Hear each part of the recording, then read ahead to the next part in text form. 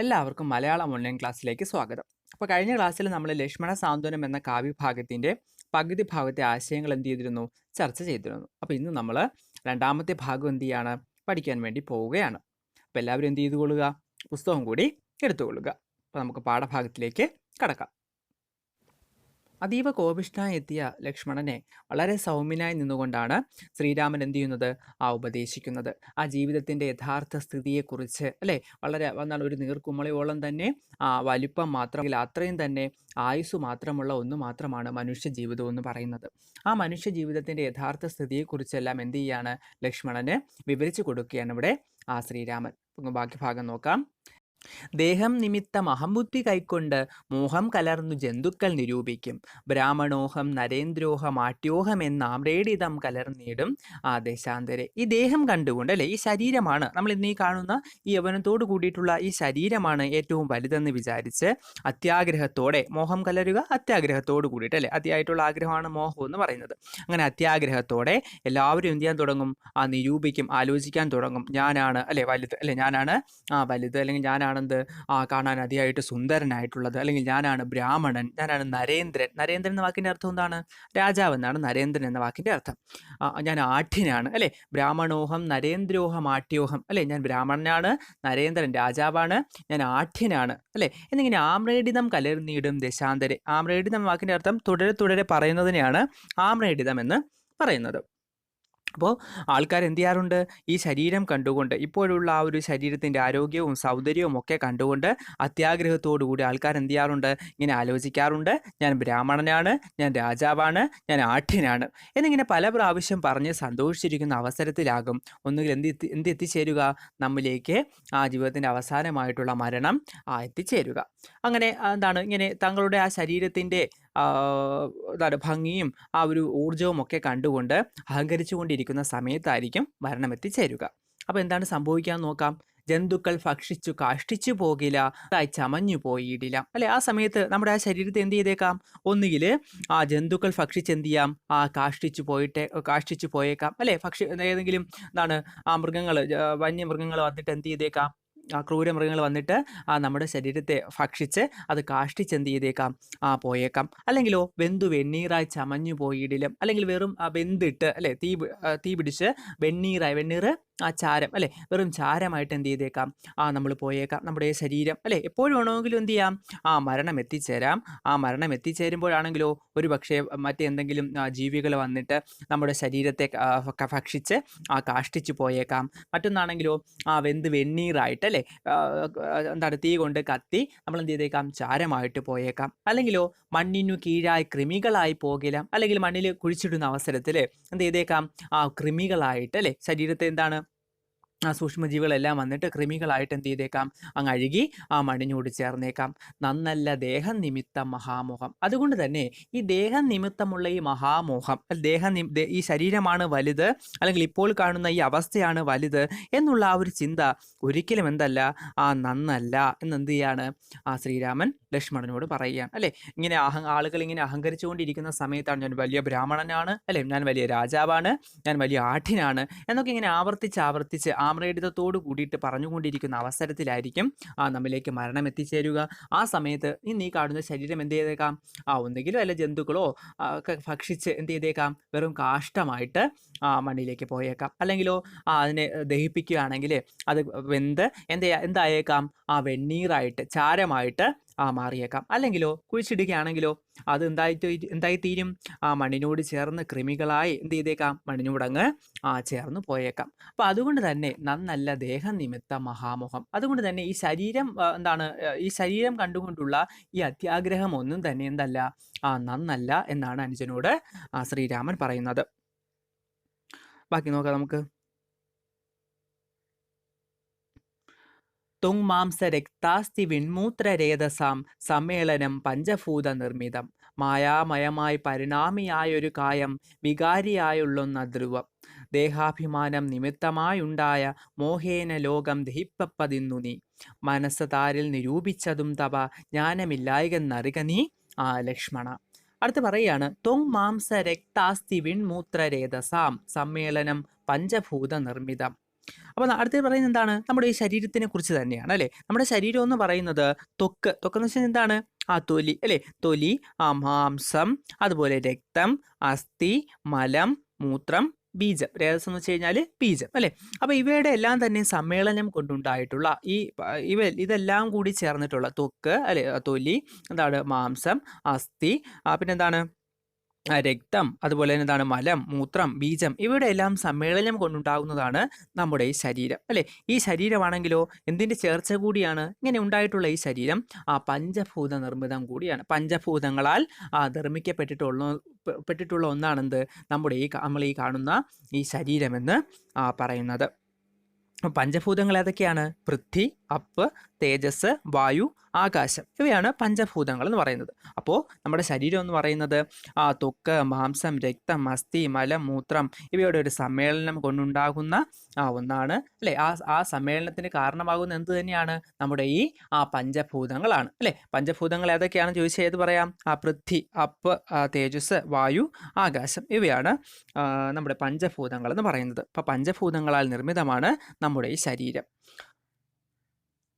മായാമയമായി പരിണാമിയായൊരു കായം വികാരി എന്നുള്ളതൊന്ന് അധ്രുവം അല്ലേ? അങ്ങനെയുള്ള ഈ മായാമയമായിട്ടുള്ളതും നിരന്തരം മാറിക്കൊണ്ടിരിക്കുന്നതുമായിട്ടുള്ള ഈ ശരീരം വികാരപൂർണവും സ്ഥിരമില്ലാത്തതുമാണെന്നത് നിശ്ചയം തന്നെയാണ് അല്ലേ? അതായത് ഇങ്ങനെ പരസ്പര മാറ്റങ്ങൾക്ക് എന്ത് ചെയ്തേക്കാം? ഇതിങ്ങനെ കാരണമായി തീർന്നേക്കാം. കായം എന്ന വാക്കിൻ്റെ അർത്ഥം എന്താണ്? ശരീരം എന്നാണ് അല്ലേ? അപ്പോൾ ഈ ഇങ്ങനെയുള്ള പരസ്പരം പരിണാമങ്ങൾക്ക് വിധേയമാകുന്ന ഈ ശരീരം വച്ചുകൊണ്ടുള്ള അഹങ്കാരം ഒരിക്കലും എന്തല്ല? ചേർന്നതല്ല. ഒരിക്കലും ഒരാൾക്കും അത് ചേർന്നതല്ല എന്നാണ് എന്ത് ചെയ്യുന്നത്? ലക്ഷ്മണനോട് ശ്രീരാമൻ പറയുന്നത്. ശരീരത്തിലുള്ള അല്ലെങ്കിൽ ആ ശരീരം കൊണ്ടുള്ള അഹങ്കാരം ഒരിക്കലും മനുഷ്യന് നന്നല്ല എന്നുള്ള ഒരു മഹത്തായ ഉപദേശമാണ് ലക്ഷ്മണൻ ഇവിടെ നൽകി കൊടുക്കുന്നത്. ബാക്കി നോക്കാം. ദേഹാഭിമാനം നിമിത്തമായുണ്ടായ മോഹേന ലോകം ദഹിപ്പിപ്പതെന്നു നീ മാനസതാരിൽ നിരൂപിച്ചതും തപ ജ്ഞാനമില്ലായെന്നറിക നീ ലക്ഷ്മണ.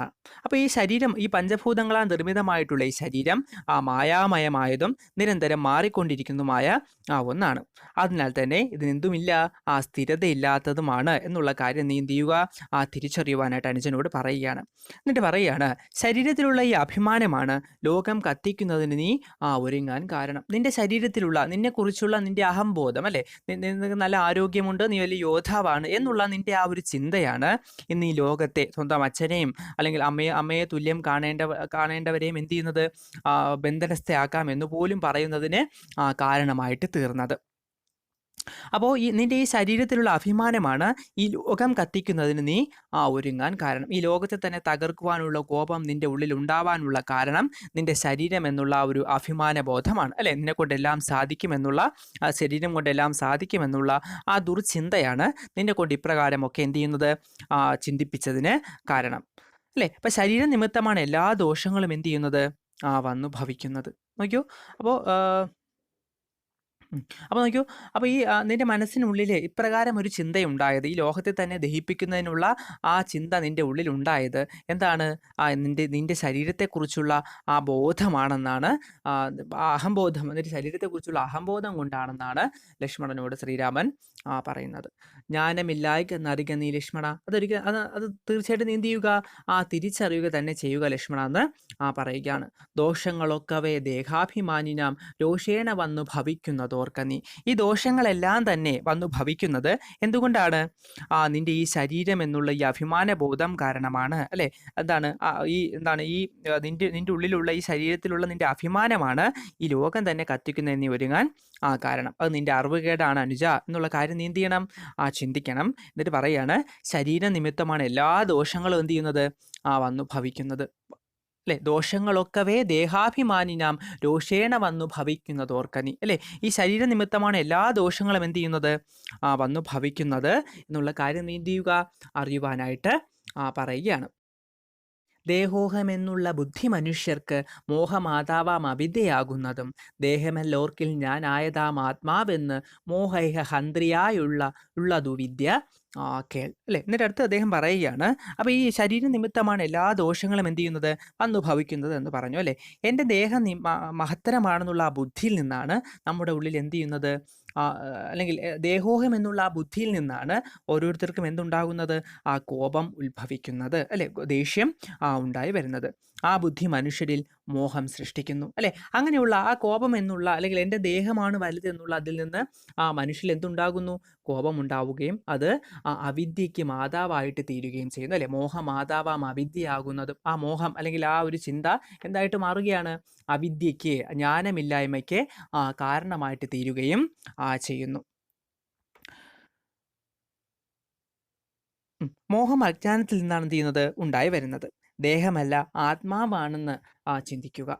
അപ്പൊ ദേഹോഹം എന്നുള്ള ബുദ്ധി മനുഷ്യർക്ക് മോഹമാതാവാം അവിദ്യയാകുന്നതും ദേഹമല്ല ഓർക്കിൻ ഞാനായത് ആത്മാവെന്ന് മോഹൈഹ ഹന്ത്രിയായുള്ളതു വിദ്യ കേൾ. അപ്പൊ മനുഷ്യന്റെ ഉള്ളിലെ ആ ദേഹം എന്നുള്ള ആ ബുദ്ധിയാണ് മനുഷ്യന്റെ ഉള്ളിലേക്ക് എന്തിനെ കൊണ്ടുവരുന്നത്?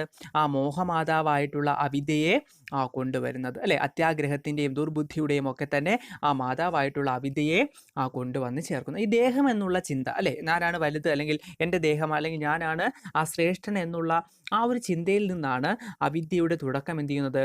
ഉണ്ടായി വരുന്നത്. അങ്ങനെ വരുന്ന സമയത്താണെങ്കിലോ ഈ കാണുന്ന പ്രശ്നങ്ങൾക്കൊക്കെയും തന്നെ കാരണം എന്തായി തീരുന്നു?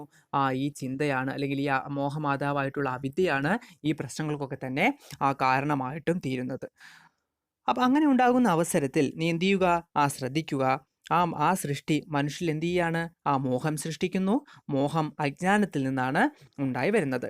ദേഹമല്ല ഞാൻ ആത്മാവാണെന്ന് എന്ത് ചെയ്യുക? ചിന്തിക്കുക, അല്ലെ? ദേഹമല്ല ഓർക്കിൽ ഞാൻ ആയത് ആത്മാവെന്ന്, അല്ലെ? ഞാൻ എന്ത് ചെയ്യുക? നീ ചിന്തിക്കുക. ഞാൻ എന്താണ് ഈ ദേഹമല്ല, നമ്മൾ ഇന്ന് കാണുന്ന ഈ എന്താണ് ഈ പുറമോടിയിലുള്ള ഈ ദേഹമല്ല, നാം ആത്മാവാണെന്ന് എന്ത് ചെയ്യുക? ചിന്തിക്കുക. മോഹത്തെ നശിപ്പിക്കുന്നത് അറിവ് തന്നെയാണ്, അല്ലെ? ദേഹമല്ല ഓർക്കിൽ ഞാൻ ആയത് ആത്മാവെന്ന് മോഹൈഹ ഹന്ത്രിയായുള്ളതു വിദ്യകൾ. ആ മോഹത്തെ നശിപ്പിക്കുന്നത്, ആ മോഹത്തിനെ എന്താണ് ഹന്ത്രിയായിട്ടുള്ളത്. ഹന്ത്രി എന്ന് വെച്ചാൽ എന്താണ്? നശിപ്പിക്കുന്നത്. മോഹൈഹ ഹന്ത്രി എന്ന് വെച്ച് കഴിഞ്ഞാൽ മോഹത്തെ നശിപ്പിക്കുന്നത്. അങ്ങനെ മനസ്സിലുണ്ടാകുന്ന ആ മോഹത്തിനെ നശിപ്പിക്കുന്നത്, മോഹത്തിന് ഹന്ത്രിയായിട്ടുള്ളത് എന്ത് തന്നെയാണ്? വിദ്യ തന്നെയാണ്. വിദ്യ അതായത് ജ്ഞാനം തന്നെയാണ്, അല്ലെ? അപ്പോൾ ഈ മനുഷ്യന്റെ ഉള്ളിൽ അജ്ഞാനം ഉണ്ടാകാൻ കാരണം ദേഹം എന്നുള്ള ആ ചിന്തയാണ്. അജ്ഞാനം കടന്നുകൂടിയാലോ കോപം മുതലായിട്ടുള്ള മോഹങ്ങൾ എന്ത് ചെയ്യും? നമ്മുടെ ഉള്ളിലേക്ക് കടന്നുകൂടും. അപ്പോൾ മനുഷ്യൻ ചെയ്യേണ്ടത് ഇപ്രകാരമാണ്. നമ്മൾ എന്താണ്? ഈ ദേഹമല്ല വലുത്, നമ്മളൊരു ആത്മാവാണെന്ന് മാത്രം എന്ത് ചെയ്യുക? സങ്കല്പിക്കുക. അങ്ങനെ സങ്കല്പിക്കുന്ന അവസരത്തിൽ അതെന്തിന് തുടക്കമാണ്? അത് വിദ്യയുടെ തുടക്കമാണ്. അപ്പോൾ ഈ മോഹത്തെ നശിപ്പിക്കുന്നത്, മോഹത്തിന് ഹന്ത്രിയായിട്ടുള്ളത് ആര് തന്നെയാണ്? വിദ്യ തന്നെയാണെന്നാണ് ലക്ഷ്മണനോട് ശ്രീരാമൻ പറയുന്നത്. ഹന്ത്രി എന്ന വാക്കിന്റെ അർത്ഥം നശിപ്പിക്കുന്നത്. മോഹൈഹ ഹന്ത്രി എന്ന് വെച്ചാൽ എന്താണ്? മോഹത്തെ നശിപ്പിക്കുന്നത്.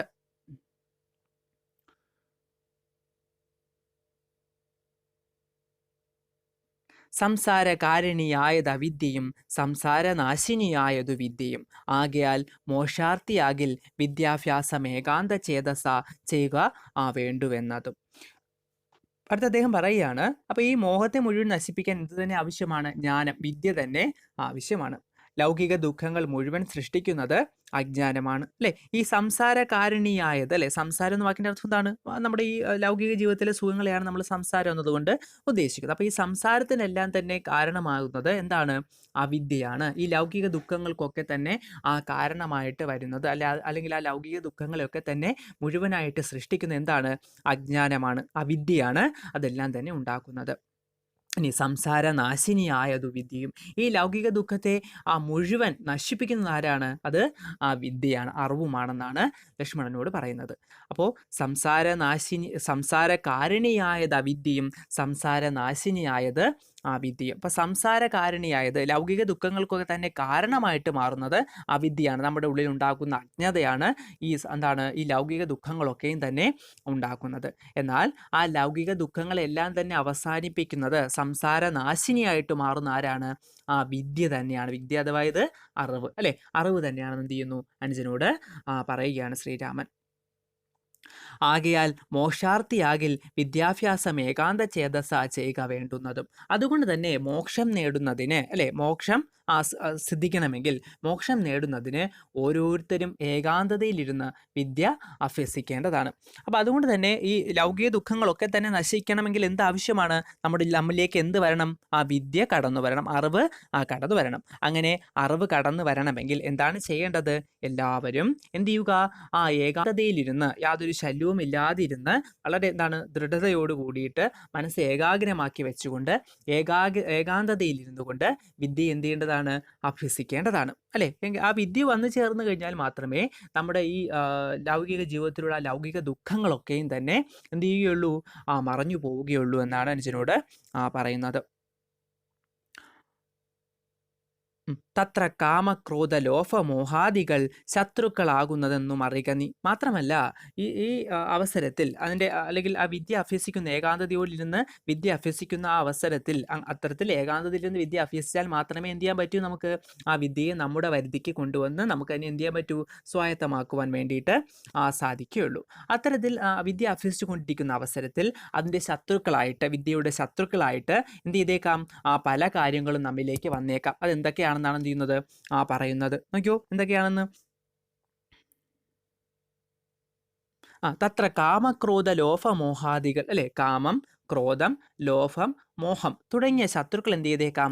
ആ സമയത്ത് നമ്മിലേക്ക് വന്നേക്കാം, വിദ്യ അഭ്യസിക്കുന്ന ആ സമയത്ത്, അല്ലെ? ഇപ്പൊ വിദ്യയുടെ ശത്രുക്കളാണ് ആര്? കാമം, ക്രോധം, ലോഭം, മോഹം തുടങ്ങിയായിട്ടുള്ളവ. മുക്തിക്ക് വിഘ്നം വരുത്തുവാൻ എത്രയും ശക്തിയുള്ളതിൽ ക്രോധമറികടോ. ഇനി അതിൽ തന്നെ, ആ ശത്രുക്കളിൽ തന്നെ ഏറ്റവും ദോഷകാരി ആര് തന്നെയാണ്? അത് ക്രോധം തന്നെയാണ്, അല്ലെ? ഇതിൽ മോക്ഷത്തിന് തടസ്സമുണ്ടാക്കുന്നത് ഇവരെല്ലാം തന്നെ മോക്ഷത്തിന് തടസ്സമുണ്ടാക്കുന്നവരാണ്. എന്നിരുന്നാലും അതിലേറ്റവും മോക്ഷത്തെ നശിപ്പിക്കുന്നതിന്, അല്ലെങ്കിൽ ഏറ്റവും അപകടകാരി എന്ന് പറയുന്നത് ആര് തന്നെയാണ്? ക്രോധം തന്നെയാണെന്നുള്ള കാര്യം നീ എന്ത് ചെയ്യുക? അറിയുവാനായിട്ട് അനുജനോട് പറയുകയാണ്. കാര്യം വളരെയധികം ക്രോധത്തിലായിരുന്നു ആര്?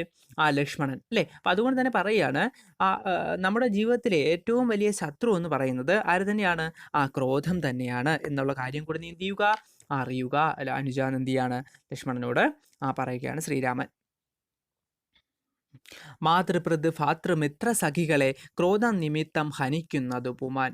മാത്രമല്ല ഈ ക്രോധം വന്നു ചേരുന്ന ആ അവസരത്തിൽ നമ്മൾ എന്ത് ചെയ്യുന്നു? നമ്മെ തന്നെ എന്ത് ചെയ്യുകയാണ്? മറന്നു പോവുകയാണ്, അല്ലേ? പിന്നെ നമുക്ക് ഉള്ളവരെ കുറിച്ച് നമുക്ക് യാതൊരു ബോധ്യവും ഉണ്ടായിരിക്കുകയില്ല. ഒരുപക്ഷെ നമ്മുടെ മുതിർന്നവരായിരിക്കാം, അല്ലെങ്കിൽ നമുക്ക് വളരെയധികം പ്രിയപ്പെട്ടവരായിരിക്കാം, അല്ലേ?